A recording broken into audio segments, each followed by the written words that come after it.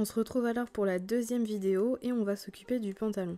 Donc on va prendre les devants, on va penser l'envers contre nous, donc toujours avec les petites croix. Je vais vous montrer le pliage qui est indiqué dans le livre. Alors pour moi je trouvais qu'il n'était pas très clair, mais en fait il fallait plier une première partie comme cela et ensuite rabattre la seconde en superposant l'écran de montage. Et on obtenait ce pli sur l'envers côté fourche. Alors je vais vous montrer ma technique personnelle qui diffère un tout petit peu, mais au final le résultat est vraiment équivalent. Donc je redéplie le tout et on va prendre la pièce sur l'endroit. Donc cette fois-ci on ne doit plus voir les croix et on va venir superposer l'écran de montage.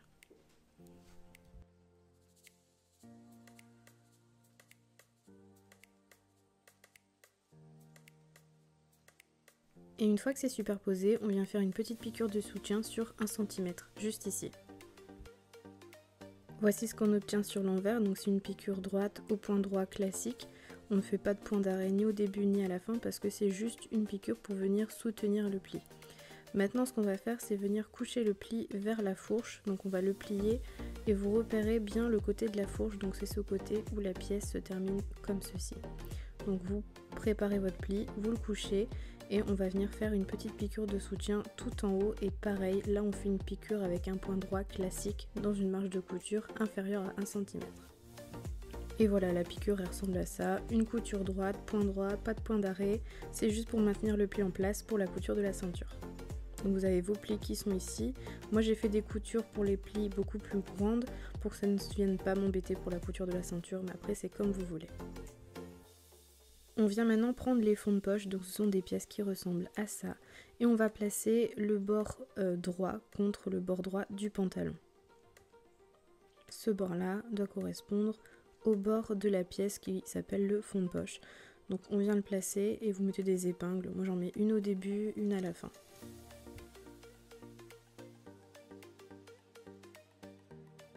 Une fois que c'est fait, vous piquez à 1 cm.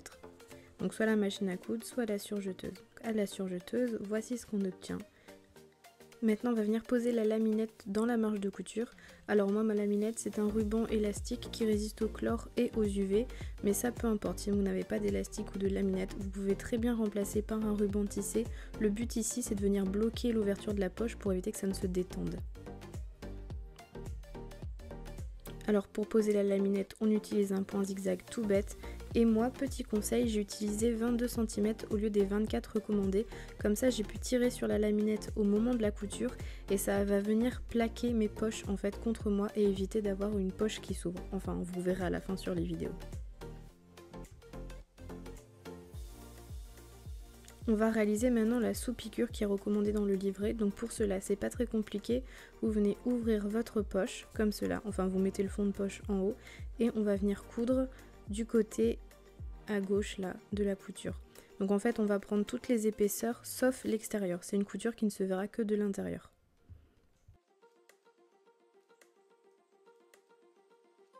La sous-piqûre ressemble à un point zigzag classique, pas besoin de faire de zigzag triple. Le but c'est de maintenir ensemble les épaisseurs et éviter que ça ressorte au niveau de la poche.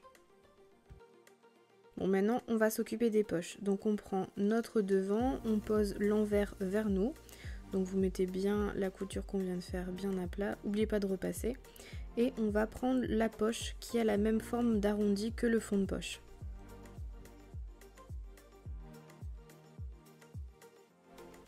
On place endroit contre endroit et on va venir coudre uniquement au niveau de l'arrondi. Et il faut faire attention de bien prendre les épaisseurs poche et fond de poche et de rien prendre en plus.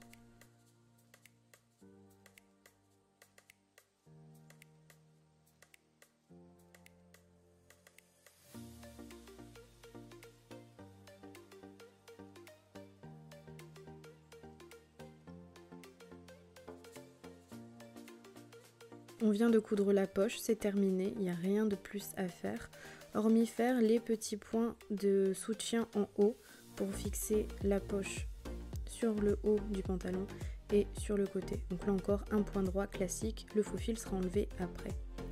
Et vous pouvez admirer votre poche sur l'endroit de votre pantalon. On passe maintenant au dos du pantalon et on va faire les pinces. Donc moi je dessine mes pinces sur l'envers, vous voyez les petites croix et la pince qui est dessinée tout en haut. Je marque aussi les débuts de pince avec des petits crans.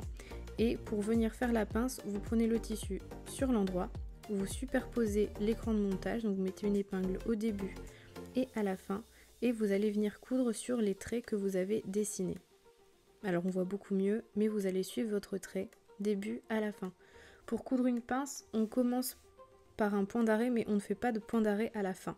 Voilà, on laisse les fils dépasser, on fait un petit nœud et on coupe les fils. Comme pour le devant, on va venir coucher le pli de la pince vers la fourche et on maintient tout ça à l'aide d'un faux fil. Donc point droit à la machine à coudre, on ne fait pas de point d'arrêt. Maintenant on va assembler les jambes entre elles, donc on va prendre une jambe d'eau qu'on place endroit face à nous et dessus on va prendre la jambe devant qui correspond.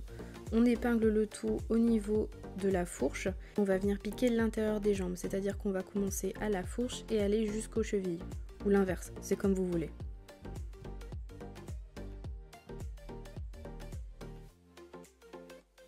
Vous vous retrouvez donc avec deux pièces symétriques. Vous avez le devant du pantalon qui est à gauche sur l'image avec la poche et le dos du pantalon qui est à droite avec la pince. Vous allez superposer endroit contre endroit vos deux pièces.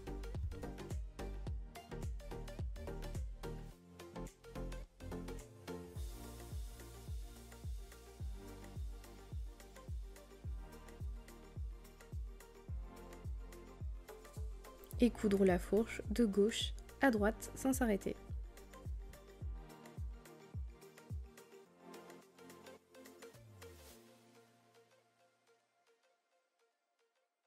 Vous positionnez bien le devant et on va venir superposer le bas de la ceinture qui se trouve accroché au buste devant qu'on a fait dans la première vidéo. D'ailleurs, si vous ne l'avez pas vu, je vous la mets dans le petit i juste là en haut à droite. Je vous invite d'ailleurs à visionner la première vidéo si vous voulez poser du passepoil correctement. Maintenant, je vous laisse apprécier la ceinture passepoilée au niveau du devant. Vous avez bien les plis du bas de pantalon qui correspondent aux plis du buste. À ce moment, vous pouvez en profiter pour défaire tous vos petits fils de faux fils qui sont notamment au niveau des plis. Et le passepoil sur la ceinture dos et les plis du buste du dos qui correspondent aux plis des pinces.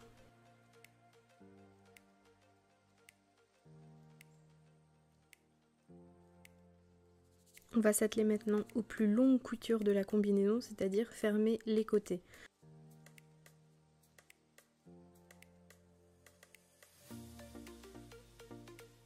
Donc vous remettez la combi sur l'envers et vous allez venir fermer à droite et à gauche de la combi en partant de dessous le bras pour aller jusqu'au bas des chevilles. Petit conseil pour la ceinture, pensez à faufiler et à coucher vos coutures de manière opposée, c'est-à-dire que pour un côté de la ceinture, vous couchez vos coutures vers le bas et pour l'autre côté de la ceinture, vous couchez vos coutures vers le haut, comme ceci.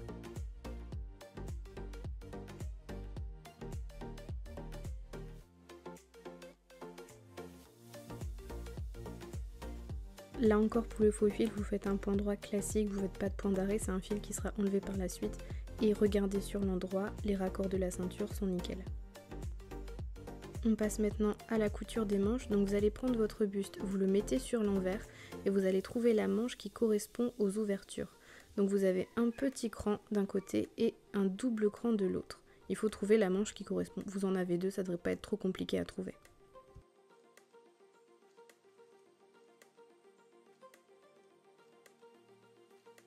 Une fois que vous l'avez, vous mettez votre manche à l'intérieur du buste et vous allez positionner endroit de la manche contre l'endroit du buste et vous faites coïncider l'écran. Vous mettez des épingles aux endroits stratégiques, donc sous le bras, au niveau des repères de montage, donc c'est-à-dire l'écran, et au niveau de la tête d'épaule. Vous avez un léger rembu à maîtriser au niveau de la tête d'épaule, c'est normal pour faire une manche, mais comme c'est un tissu extensif, vous avez juste à tirer pour rattraper la bonne longueur.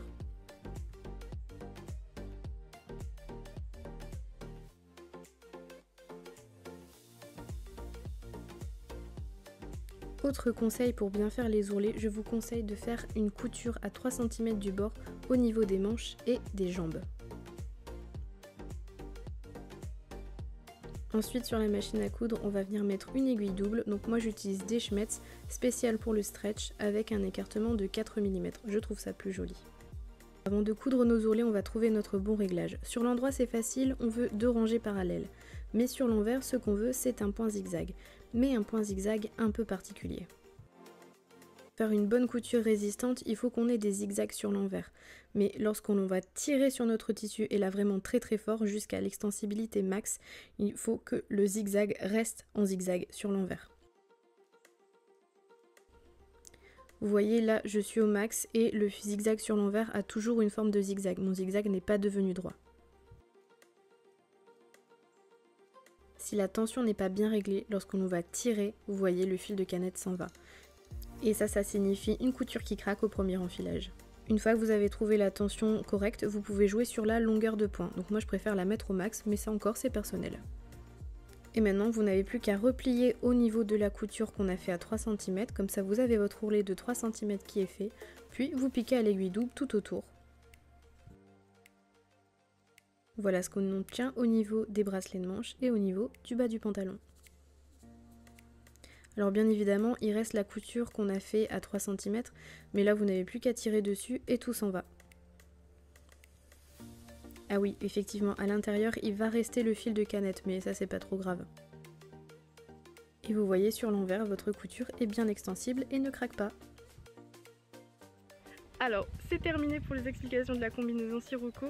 Je vous laisse tout de suite après avec les images portées.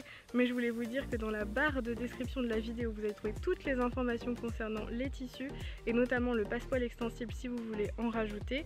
N'hésitez pas non plus à vous abonner et à activer la cloche de notification. Sans ça, vous ne recevrez pas de notification lorsque les prochaines vidéos sortiront.